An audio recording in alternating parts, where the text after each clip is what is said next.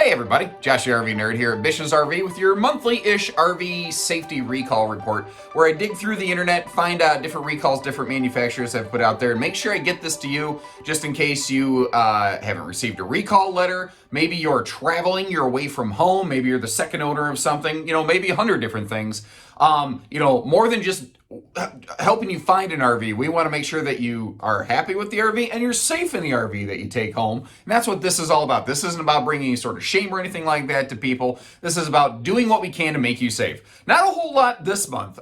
Thankfully, the last month I had a pretty big list, which is mostly 2 or 3 specific things that were recurring from a supplier base. There's a little bit of that here. There's actually a large number of units affected in a very small number of recalls this month here. A couple towables, something in the vehicular side, little motorized kind of information going out there.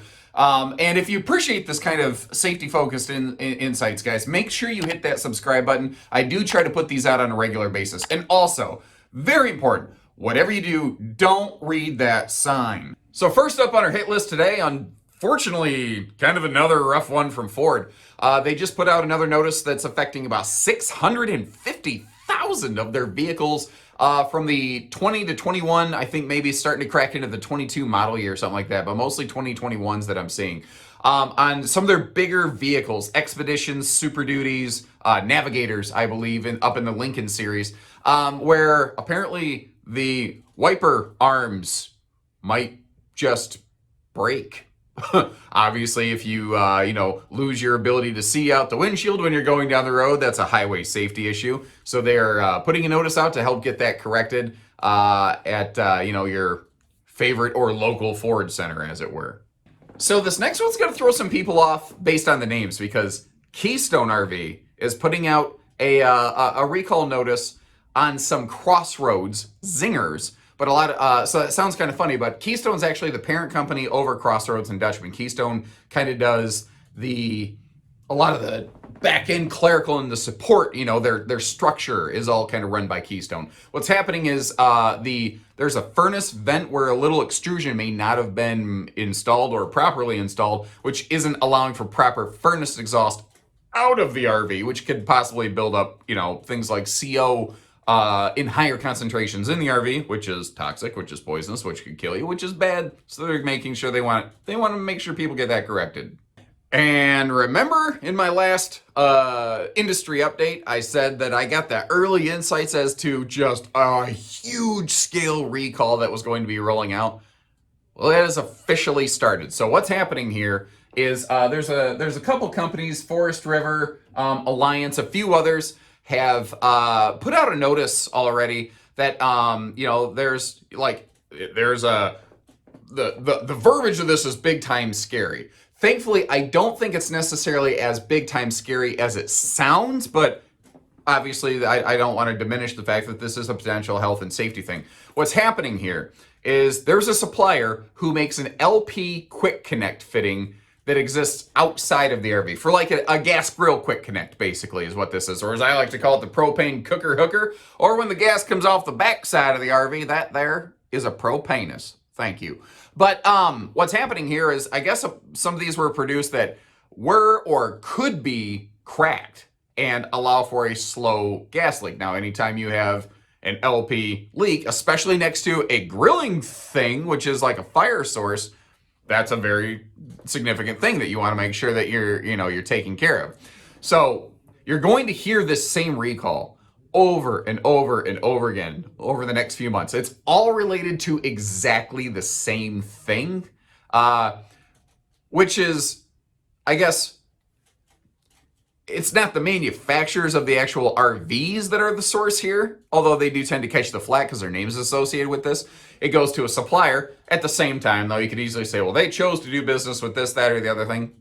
I get it, but they're stepping up. They're getting these fittings. They're getting them replaced. Some of them are fine. Some of them just need to be inspected, and you find out they're fine. But there's enough of them that maybe have been cracked that this is going to be a very big, widespread recall spanning multiple model years. And again, this is not exclusive to brands. This is going to just be affecting this is like the new propane regulator recall. Now it's a propane quick connect recall. And it's just going to be affecting a bunch of things.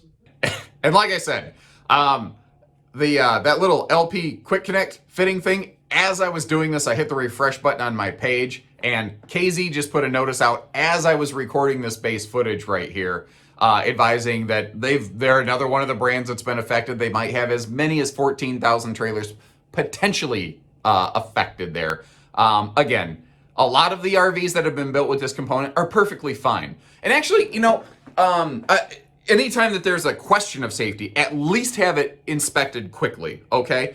But like the whole thing with the massive LP regulator recall that went out, I'm not saying that I necessarily agree with this, but I don't know that I necessarily disagree with on this logic from my own personal use. Somebody said, I've had this RV for 8 years, and if this recall was just now announced and it's been this way for the last 8 years, I don't know that it's going to stop me from camping until the next time I can go back out.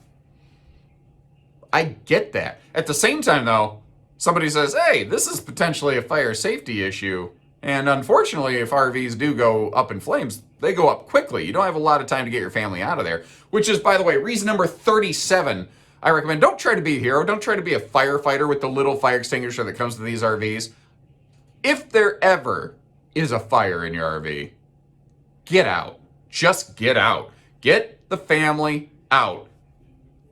They can make another camper. They can't make another grandkid. You know what I mean? That's kind of my logic behind that. Saw a little recall on some Renegade and one of Renegade's sister brands there from Kibbe that a certain electrical relay that they use in their products, a certain type of wire run to it maybe isn't rated for or intended for that type of usage, and it may overheat, which could cause a fire risk. So they're putting a notice out there so that could be inspected and rewired, replaced as necessary. Tiffin RV put out a notice recently here, looks like on some 2122 Allegros, where their hydraulic slide system might not be sealing properly. And if your coach is just sitting in place, or if you're going down the road with the slides closed, there might be enough of a pressure bleed in that system where it might push one or a couple of the slides out 6 to 8 inches on its own without you pushing the button. It's not stopping the way that it's supposed to. Obviously, that means then you're exposing RV to, open seal issues when it's just sitting there, which is just begging for potential water intrusion. Fancy way of saying leak. The more critical aspect of this, though, for safety is obviously if you're going down the road and the slide starts walking itself, that's not the social media post anyone wants to see or make right there. There was a recall put out by Daimler Chrysler on some of their Sprinter stuff, for the various like Sprinter vans that are out there, B vans, or camper vans sometimes they're called. That seems to be another one of those names that varies regionally, not just internationally, but also regionally. But evidently there's a little bit of a software issue that every now and then when you shift into reverse, it may prevent the rear camera image from being displayed on that multifunction infotainment panel right there.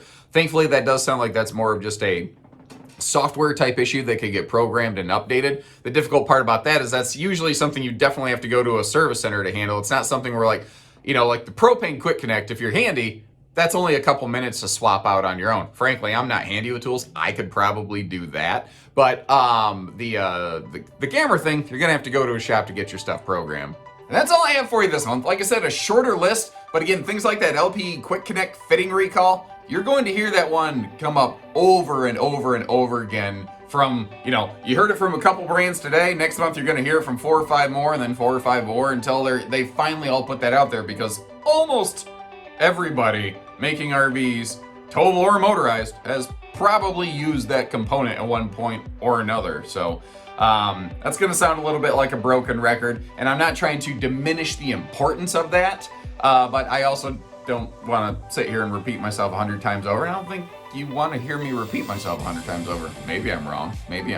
Anyway, thank you again for tuning in. Again, please share this information in any sort of social media groups that you might be in, or owners forums, if you think that this might be topical and appropriate. And again, help keep somebody safe. That's the goal here. So until next time, take care, stay safe, have fun, and happy camping, everyone.